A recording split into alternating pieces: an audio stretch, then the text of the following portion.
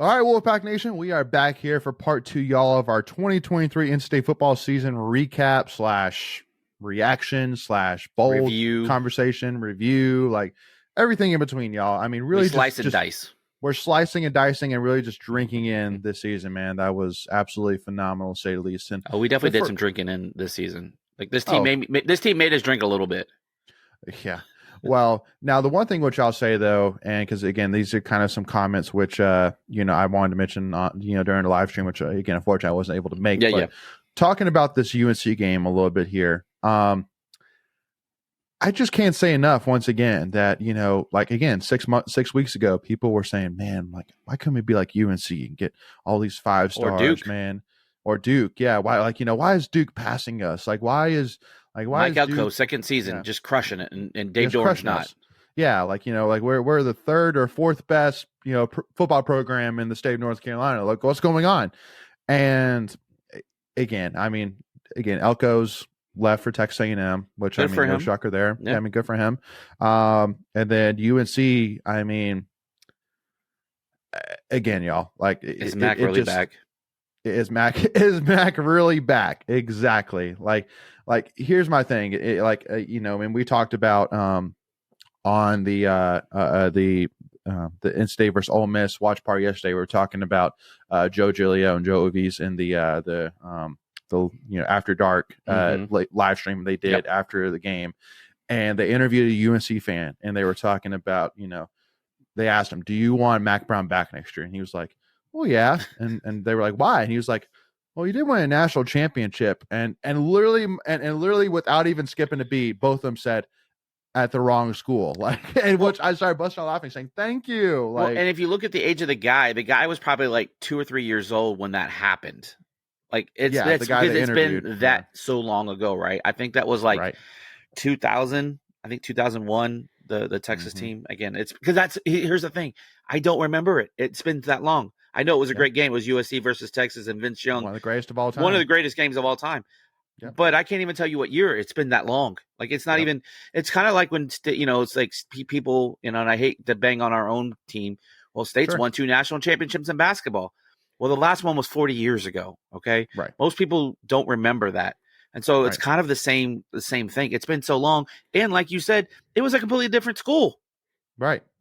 Well, and I think the only thing that I would say is different is the fact that nobody's bringing up and talking about the Texas versus USC game in terms of just out blue water. But no. I mean, how many times do they talk about? I mean, like during Jimmy V month, they always show highlights of the national championship game. During during March Madness time, they bring up the national championship game. Yeah. So and then we're just sitting here yep, nope, we're pretty awesome. So, but yeah, I mean, I'm sitting here saying, listen, you have 2 coaches on your roster that have won national championships, and Gene Chizik and Mac Brown. And so, I mean, if that's all it takes for you to be happy, that they're, they won a national championship, we should keep them. It's cool. They have, and again, I think we need to get off this subject really quick, but has Mac brought excitement back to Carolina football? Yeah. But if you showed up 10 more people, are you really getting excitement? Because during this time, they still took out 10,000 seats in that stadium, and they still can't fill it out at 50,000. And the last thing which I'll add, and this is to show, I think this is kind of the mic drop moment on it, was in the post game when Mac Brown was, I can't remember if it was in his comments or in when he was asked a question about it, but he said, I mean, we won 9, we can win 9 games this year, which in this area, for college football is very, very good. And I'm sitting here saying, man, you're literally trying to you're literally talking about how 9 wins would be great when you had Drake May, a number 1, number 2 overall pick. And you've been preseason top 10, top 15 the last couple of years. I mean, you've not met expectation. I'm sorry. And we've talked. Everyone's probably seen the meme with Tiger Woods and big boy John Daly. Yeah. We literally have the same record over the last 2 years using 5 quarterbacks, one twice, right? Because he got benched and then came back. Right. And we have the same amount of wins, essentially. Yep. And by the way, this is potentially a number 1 overall draft pick, depending on whose board you subscribe to. Yeah, depending on whose board you subscribe to. Yeah. And so to kind of transition back into talking about our season predictions here, the one thing which I will say, and I kind of got to pat myself a little bit on the back about this, is I said that with UNC playing, I think it was 9 straight games in a row, that not only just playing Duke and then Clemson and then State is going to be tough, but the fact that they're going into that game after playing 7, 8, and 6, 7, and 8 games in a row. Yep. And I think you might have seen a little bit of that. I mean, I think that the UNC players were mentally and physically exhausted by the time they faced us. Again, no excuses. I mean, and they didn't show up. They weren't mentally ready. They weren't physically ready to play us. Yeah, I mean, that just goes to what the culture and the program that Dave Dorn's like. He trusts his people, right? And that Carolina doesn't trust their people. There's a reason that Eccles and Gray and some of those guys were playing 85, 90 snaps at the end of a season, and it's a long season. It's 12, 13 weeks of grueling football. You need that depth. Like, and you saw that State, right? You saw Cade Fordham. When Payton got knocked out against Clemson, you saw Sean Brown come up and play linebacker, right? Like, we trusted our guys. I don't think that same thing exists in that school down the road. And so that, and we talked about it a little bit in the first episode, you have that leadership and you have that want to and that desire to go out and win and finish ball games. And it's a mentality. It's not always about who's the most physically gifted or it's about who's mentally tough, right? And Absolutely. So there's 2 parts to football, the mental side and the physical side. And I think Absolutely. What State does a very good job of is preparing their teams for the mental side. And here's something that we haven't really talked about, and Dave Dorn's mentioned it a couple of times. In the month of November, he's 13-4 over the last 3 or 4 seasons. 13-4. That's how you end seasons, right? Like, so and if you look at Carolina and State the last 2 years, they've gone complete opposites in the last 5, 6 games, whereas you've seen State trending up and Carolina trending down. And it's just a matter of having your team physically and mentally prepared to run a 12, 13-week season. Yeah. And the UNC podcast, I think it was with Inside Carolina, that called Dave Dorn a below-average coach because he only gets his guys ready for the UNC game. Like, get the heck out of here, bro. Get out of here. Yeah. Like that. Like, yeah, we're Homer a little bit, but that's the most Homer take I've ever heard in my life. If the guy that has the second most wins in the last 6 seasons in the ACC, in the whole ACC, below-average coach, and the whole ACC is a below-average coach, you can. And he's the second most tenured coach in the ACC, behind Dabo. Yeah. That's insane. Yeah. I was listening to that for entertainment. Yeah, me too. I told you I was listening. I was hate listening it. Not even fun. Yeah. All right, so now let's jump into this a little bit here. So, Greg, do me a big favor. I know you have them listed here, but what were the predictions for you, me, Michael, and Macon? So, all right. So, 2 people picked the right record. All right, and 2 this was preseason. Before season, our predictions. Yep. Go ahead, Greg. Yep. So, I'm going to save who predicted correctly for the last because one of them might have been me. But anyway, Leighton, you had 8-4, which solid. That's a good solid take, I think. You had us losing to, in order of loss, would have been Notre Dame, Clemson, Miami, then Wake Forest. Which, you look at those, it's 3 quality teams, and then the House of Horrors that is Winston-Salem. So that's a pretty fair take. Wrong. Yeah, I'll take it. I love it. Wrong, but I mean, I can see where you went with that. And then Macon went ultimate Homer. Well, and I say ultimate Homer because Ken's wasn't on that episode, so let me preface that. Right. Macon went 10-2, losing to Clemson and Notre Dame, and then arguably the 2 toughest opponents on our schedule preseason wise. Yep. Mm-hmm. And then Michael went 9-3. He had the Louisville game correct, but then he had Miami and VT as losses. So, and then I went 9-3 as well. So again, got the record right. But I had the losses completely screwed up with Miami, Clemson, and Wake Forest. So, of course, you didn't pick any of 3 right. I didn't pick any of 3 right. Yeah. So who did Michael pick again? Yeah, That's 3 losses. Yeah, Louisville, Miami, and Virginia Tech. Again, he thought it was tough to go win in Blacksburg, which traditionally up to this season, I think we were 10, 23-3 all time at Lane Stadium. So I can see where he would go with that. So I guess Michael technically won then because he predicted the record right and he predicted one of the losses. I would concede that point. Yes, he came the closest without going over.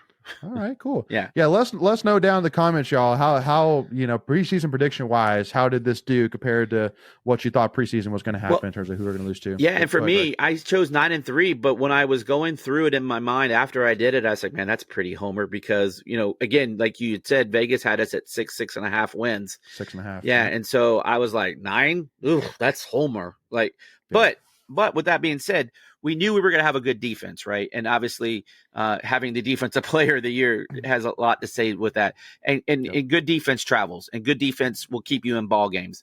And I kept saying throughout the year, 24 is the magic number. And I think every game but one, when we hit 24, we won. The only one we didn't win was the Notre Dame game. Yep. Yeah. No. I mean, and I think that's why, because like during it, I basically was kind of trending towards predicting 9-3, but then I started thinking about how the line for Vegas was 6.5. I was like, let me pull it back just a little bit and go 8-4 here. Yeah. Well, and that's the hardest thing, right? Do you go with your head or your heart?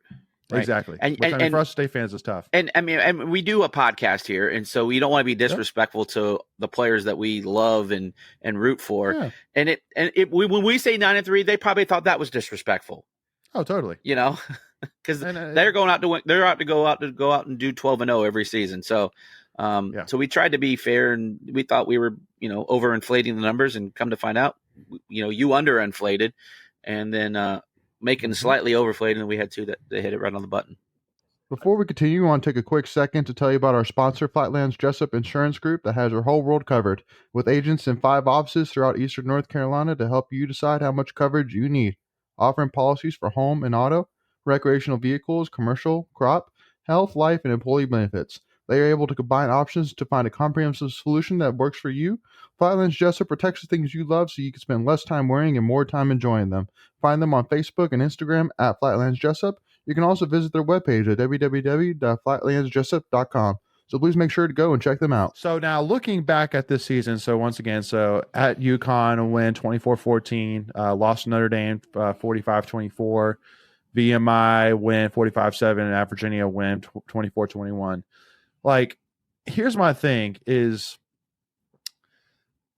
if I'm Doran, I mean, looking hindsight 2020, I think you can make the argument saying, okay, like, I think there's 2 things that could have made a difference. One, if we could have figured out a lot sooner that KC was the guy, right? If we could have figured that out a lot sooner, which I get with Doran, because Doran, I mean, again, I think Doran's a mix between Dabo Swinney and, the opposite, which is like, Deion Sanders, which is clean house, where he, like, at the end of the day, I mean, if you've decided to come to the program, he's going to give you your shot to try and win the job, win playing time, things like that. And so I think that he looked at guys like Porter Rooks, Julian Gray, and said, I'm going to give you an opportunity to be the guy because you're, upperclassmen. Right, and that's things like that's that. The point I wanted to make. He's very loyal to the people that are loyal to him.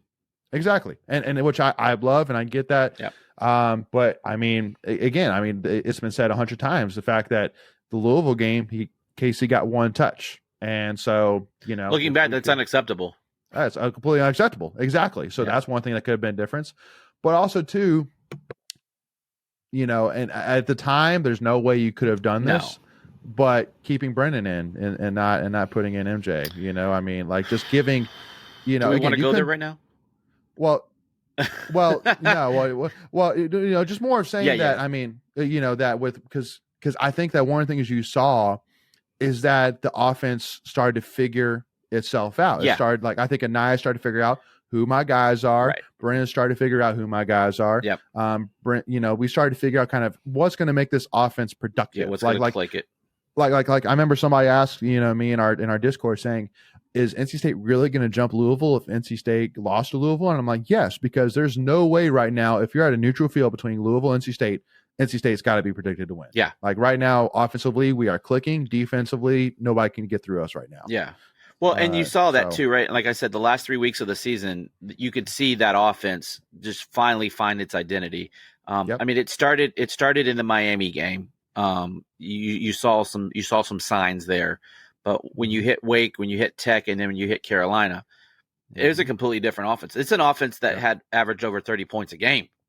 Yep. Like if you told me that, again, we keep using the Duke analogy or the Duke point of the season, if you would have told me at that point, the last 3 weeks of the season, you're going to average 30, 35 points a game, I'd be like, you need to go get a drug test.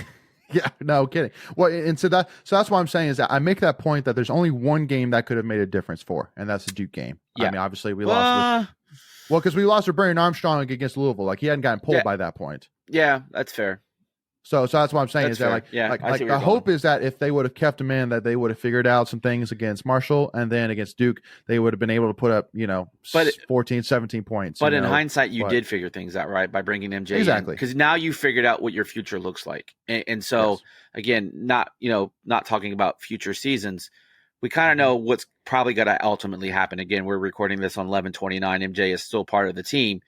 But now you know what you had in MJ, and MJ kind of took care of himself, right? And I'll leave it at that. We'll leave it at that. And so now, when MJ removed himself from the situation, and then you reinserted Brennan Armstrong back into the lineup, and we'd already started to do this a little bit with Armstrong in the lineup. We started kind of, not Armstrong, Morris in the lineup. You started shrinking that playbook, right? And you started figuring out, to your point, like, oh, Casey Concepcion is our dude. He is him, right? As the young kids like to say.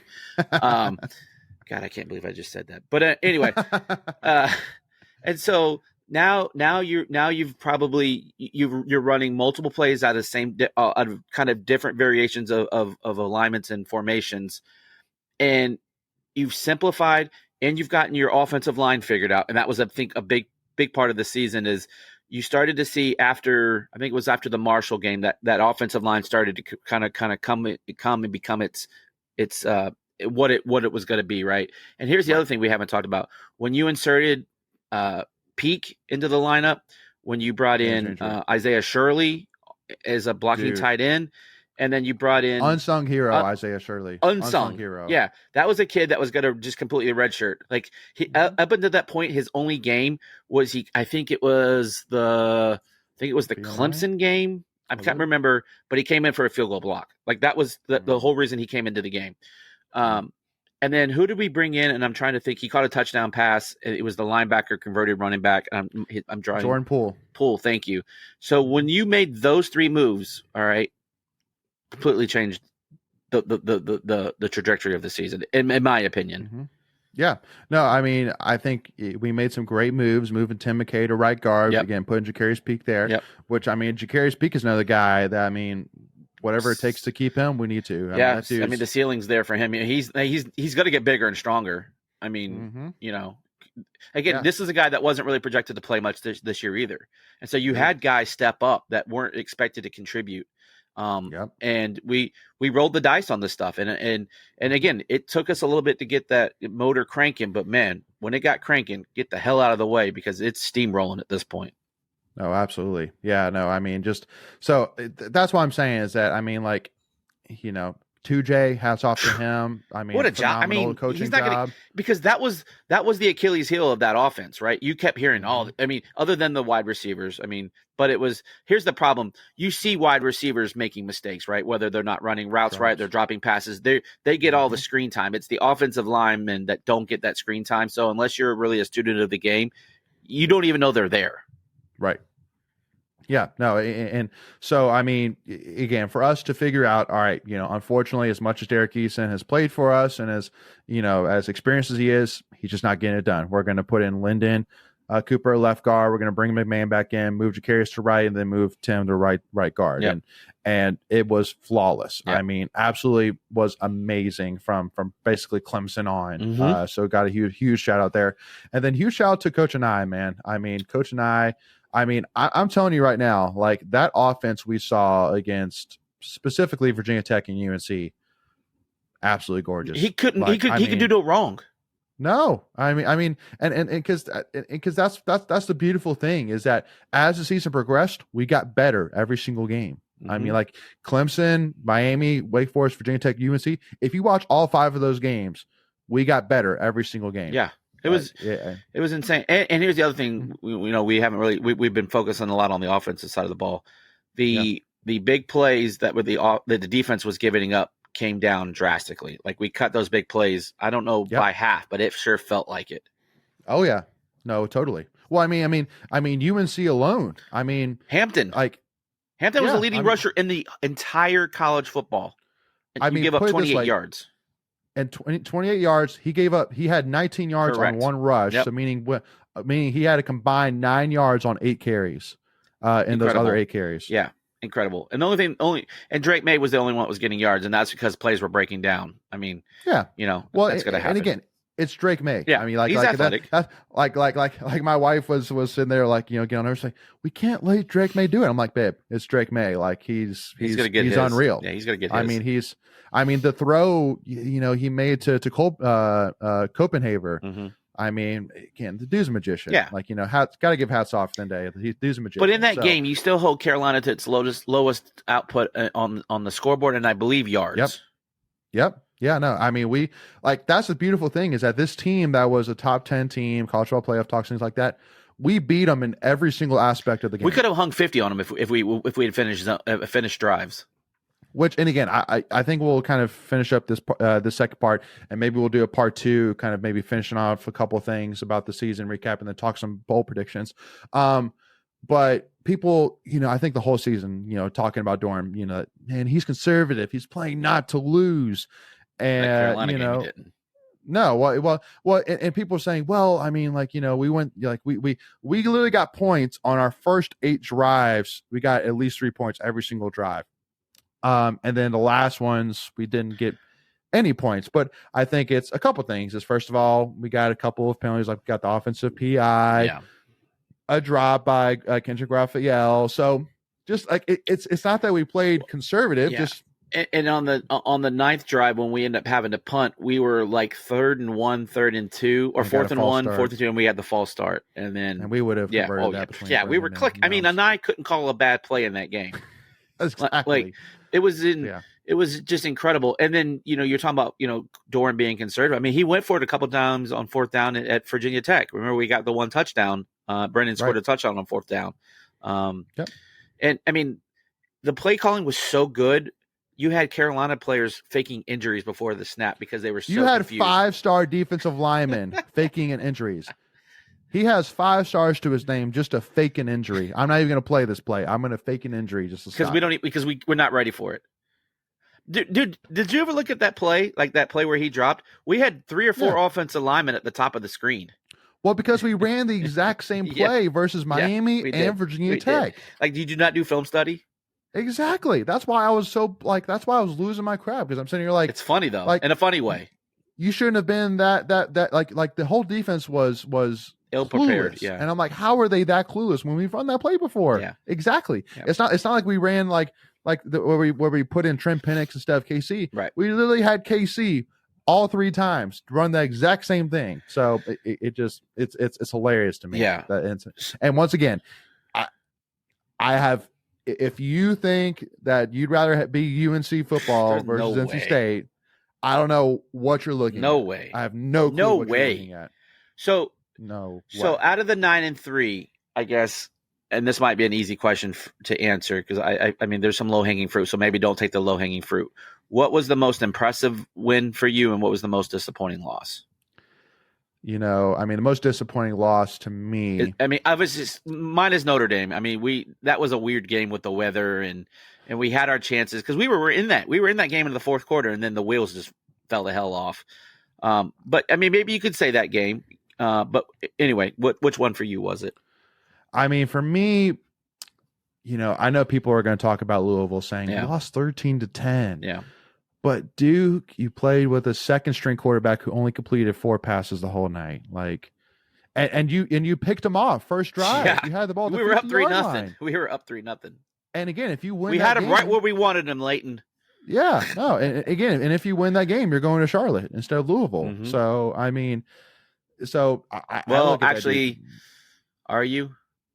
Well, because Louisville probably would have had the tiebreaker, I think. You're right, actually. Yeah. So sorry, but that's okay. But I mean, you're definitely putting pressure on Louisville, though, and I mean, then they might blow one. They might lose to Miami, right? Something like that. Yeah, a little bit tighter.